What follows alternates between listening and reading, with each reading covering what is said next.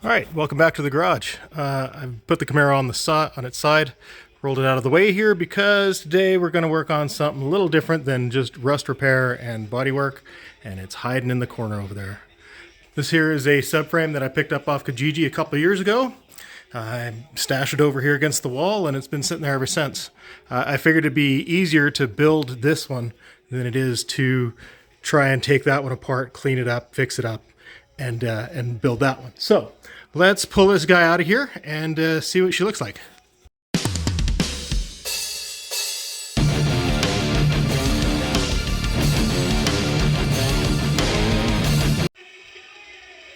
Okay, I've got the subframe pulled out over here, set up, got it leveled up. It's looking pretty good. Like, it does have some rust pitting back here on the subframe mount, just a little bit. Not bad. The front frame mounts look real good. The welds around here look pretty decent. There's a little bit of dent and damage on this front horn on the passenger side, and then the driver's side as well. It's a little bit beat up. I think I can straighten that up without too much hassle. I think it's going to be just fine. But first off, we're going to be installing Ridetech Shockwaves and strong arms. There's some cutting on the subframe that needs to happen in order for these airbags to fit in there. And first thing is check the welds and also drill out that hole right there to 3/4 of an inch, which I've already done. The welds on here look pretty good. Like, I mean, I might come back over this and weld this up a bit more, but I think for now we can just test fit all of this stuff, get it fitting up in here, and see how it functions and how it works. There's the welds along this side, looking pretty good. I mean, missed a little spot there, but not bad. Not bad for factory welds. I know they can be a little crappy. A lot of spatter everywhere. I'm debating on wire wheeling this, cleaning up all the spatter, and then as well welding it nice and solid all over. I haven't decided on that yet. I think for now I'm just going to work on fitting this stuff up there and getting it looking good. Okay, I've flipped the subframe over here. We can inspect the bottom side of it. It looks pretty good. There is a little bit of rust pitting inside there. This thing's been sandblasted and coated in epoxy primer, so it should be good for any future rust. So here's a little beat up, and of course this is pushed in like always because that's where you jack on it and pushes that in. Here's that damaged snout and the good snout over here. You can see it. I don't know if this thing maybe was hitting the front end a little bit and pushed over this way, but you see how that hole's broke out there and cracked there. I'll do a little touch up on that eventually. But for now, I'll get the shockwave put in there. I drilled out the shock hole there to 3/4 of an inch as per the instructions so that this bushing will fit in there. And now I've got to trim out this spring pocket and as well along here to get the shockwave to fit in there properly. So let's get to doing that. Okay, I'm trying to determine how much of this spring pocket needs to be trimmed out. The instructions show it to be like quite a bit on the outside, a little bit on the inside, and then still yet some more on the outside inside. So what I've done is I've got my airbag here. I put some tape over the air inlet to try and keep crud out of there, keep any dirt out of there that I can, and yet I've tented it so that I can still get air in and out so that I can compress this thing. Anyway, I've also put the lower control arm on here. Let's slide this in there and see how it fits and see it where it needs to be trimmed out. First thing I want to do is put this upper bag mount collar on. I've put the bushing down in there, so slide that guy in there and you can see, okay, yeah, it might be hitting the inside of that spring pocket. Let's see if we can slide this guy in there and see how it fits. Okay, here it is, just loosely bolted together, and it's looking pretty good. It's really tight, or pretty tight back in here. It's where it's the tightest whenever it's fully extended like this. And then as I compress it, it gets tight over here on this side. Let's see if I can do this one-handed. A little bit. But yeah, so I think if I just trim this off a little bit around here and some on the back, it'll be just fine. Let's take a little off and see what happens.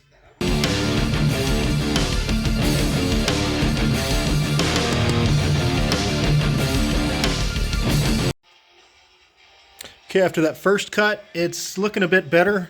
It's still tight down around there. I need to trim that out a little bit. And then as well, it's got a nice gap along here, a little close there. Let me sit on this thing and we'll see how it reacts. Yeah, she gets real tight along this side here. It's actually touching right in there, so got to trim this out a little bit and give it another shot. Let's do that. Okay, after a little bit more trimming, you can see I've got good clearance all the way, if you look right down in there next to the airbag, all the way from fully compressed, which is right there.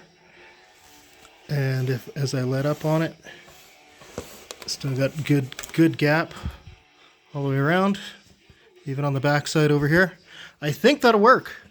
I'll play with it a little bit more and make sure, but I think that's good. Now I can just gotta rinse and repeat for the other side. I actually went over this hole again, just made sure that it was nice and big enough. Wallered it out just a little bit more. It's looking real good. Now, for comparison, this is the original. That's the new hotness. So, let's bust out that plasma cutter and get this one cut out.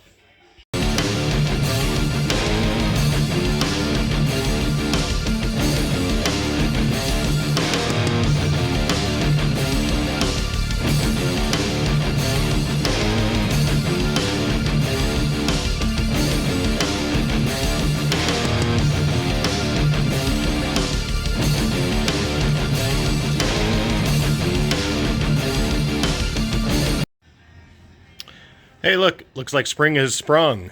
Yay, finally some warm weather here. I got this one here cut out, rough cut it with the plasma, then come back with a carbide burr. I've got a nice long one for reaching down in there, doing that area there, getting that opened up. Let's test fit that airbag in here and see how she looks. Okay, here it is with the airbag in there. It's looking pretty good. It's a little tight back in here. I think I'll waller this area here out just a little bit. Mark that up. Let's sit on it, compress it, see how it fits around on this side.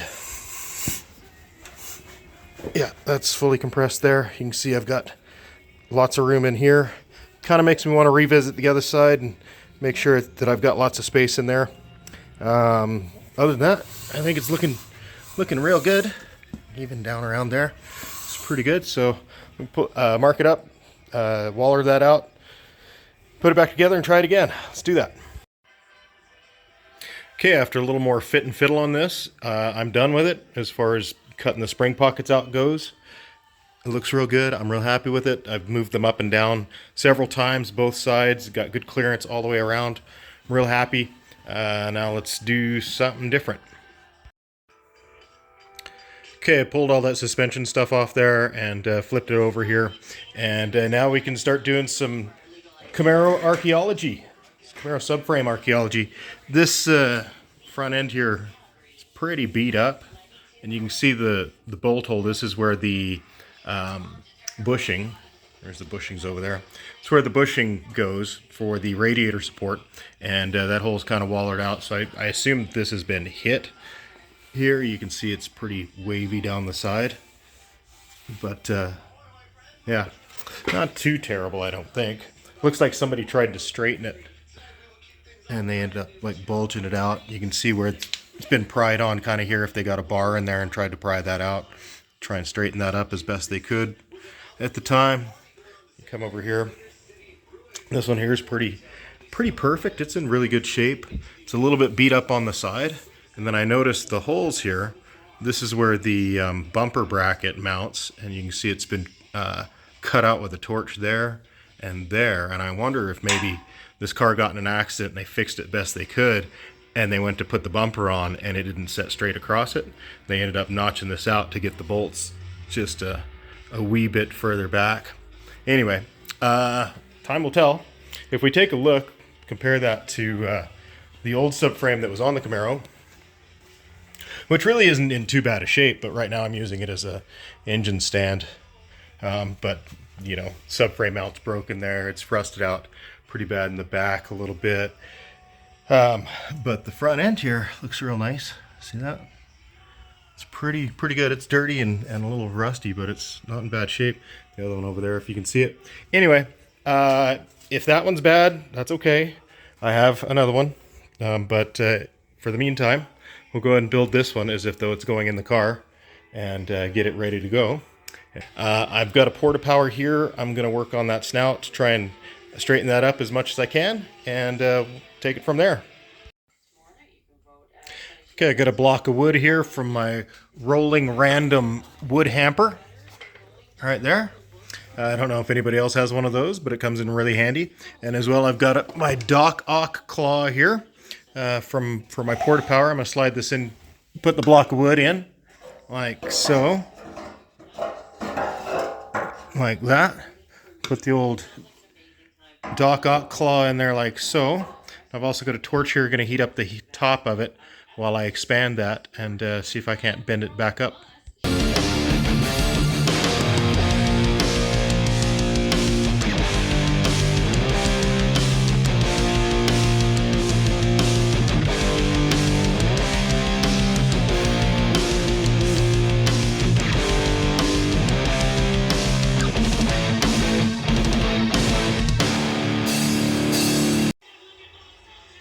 Okay, I used the claw to kind of open that up a little bit.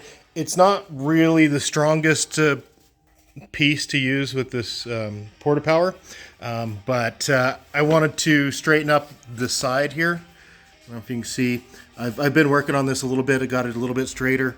It's kind of dipped in here a bit, but I can take this attachment here, slide it in this hole like so, and then fit this end here on it and push out against that, and then hammer any high spots down. So that's what I'm working on right now. I'm just about to be done with that part of it. I already cleaned up this one here a little bit. I want to come in with a grinder. Some of these welds are pretty ugly. I want to grind that down and then as well re-weld some of this. And so I think I'll do that next. Just take a wire wheel and strip off this the coating and get that going. I've got it flipped upside down here right now. I'm wondering how far to go with this. I mean, I know that there's a plate that you can buy that you can weld to the center section here, but I think I'll leave it. I don't think I'm going to bother with that right now. Just try and get this straightened up a little bit, weld it up, make it real nice and solid. So let's get to doing that. Okay, well, I'm working on wire wheeling the weld seam on the subframe here. I thought now would be a good time, since I'm using the Ridetech sway bar in the front here. Be a good time to check it out, make sure that it's going to fit on there real nice. The holes line up, mounting holes for that guy. Here's the hardware that came with the Ridetech kit. Let's see if she threads in there.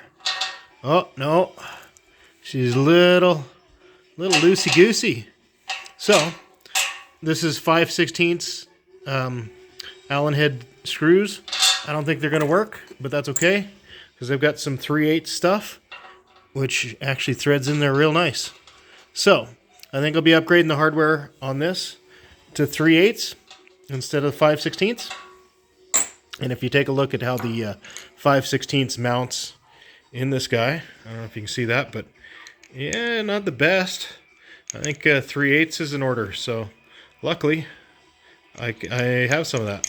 Actually, I'll probably pick up some Allen head screws like these guys, so that it matches what should be in there, and make that work. But for now, I'm going to keep on wire wheeling this, and then I'm going to come back and grind anything that's too high and weld up anything that's too low. So let's keep trucking on that.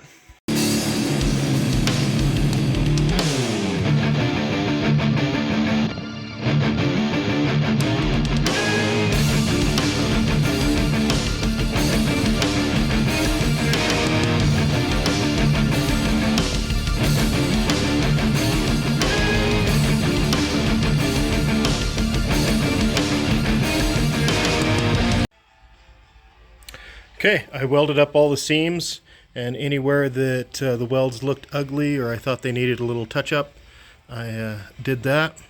Looks real good. And I'll just show you real quickly kind of what it looks like all the way down through there.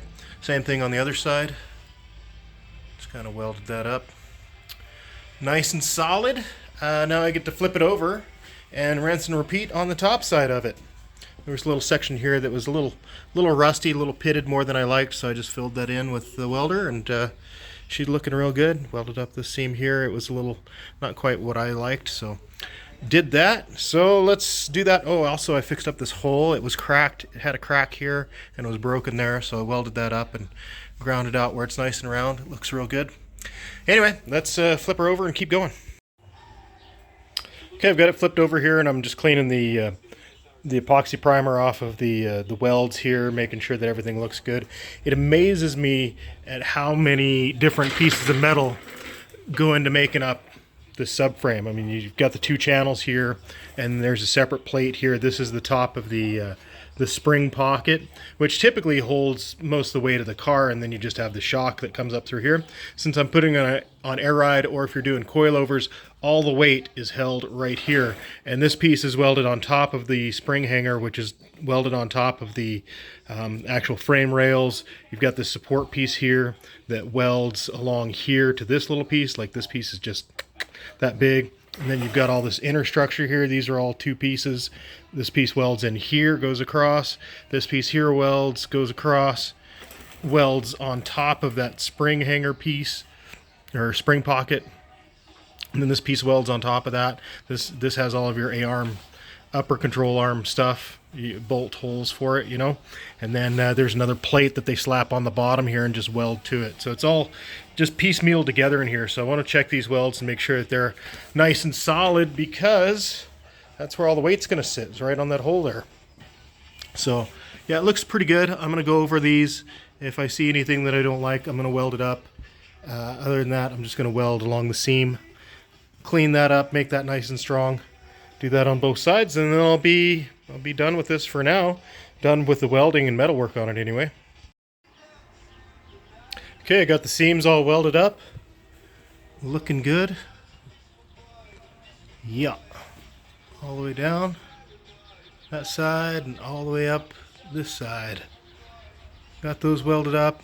Did a little bit of touch up over here and over here, just to reinforce that, make sure that's on there real good.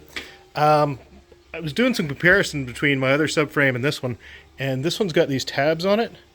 If you know what those are for, I'd be real curious. I wonder if that's for like a big block versus a small block. I don't know. Anyway, I think I'm about done with this guy for now. Eventually I'm gonna scuff it up real good, epoxy prime it, paint it, and then once I get motor mounts, then I'll be ready to throw the suspension on here and have it a roller. Okay, I've got the subframe tucked away over here for the time being. It's going to live right there until I'm ready to throw some paint on it and put the suspension and brake components on it. I'm going to end this video right here. So catch me next time. I'll be working on doing something with this. Anyway, cheers.